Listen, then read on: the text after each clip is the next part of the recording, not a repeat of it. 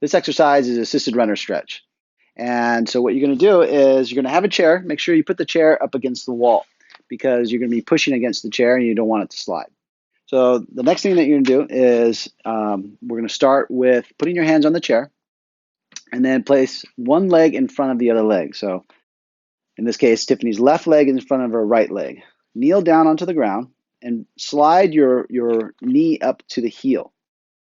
So also notice that she has her ankle, knee, and ankle all on the same line.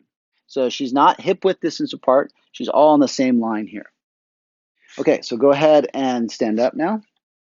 If it's uncomfortable for you to be in this position, to have your both feet lined up on the same line, go ahead and go to hip distance width apart. It's okay. So now the next thing that you can do, we can see that Tiffany's pelvis and her back is in an extended position. Her pelvis is tilted forward. This is the position that you want to get into. It's also in a neutral position. It's not rotated forward or rotated back. So for instance, if she tilted her pelvis backwards or tucked her tail, see how it rounds her back.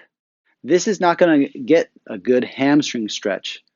Now, if you have to start in this position, that's absolutely okay. What you want to do is start tilting the pelvis forward in that direction so you start hinging at the hip joints.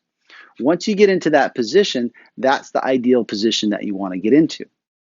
So the other factor here is that people don't typically see themselves in a rotation. So to get yourself into a rotation, tilt your pelvis and twist your pelvis so that in this case, her right side is going towards her left, forward or backwards to your most range of motion, and then find the center, and that will help you find the position that is not rotated.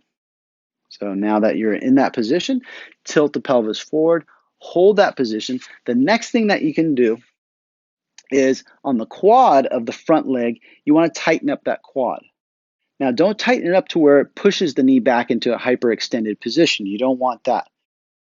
If anything, it's a tiny micro bend in the left knee, but you're not bending the left knee forward. So what you should feel is tightness in the quads up here, not so much down here. It's going to contract down in the lower quad, but you want to feel it up here in the upper quad.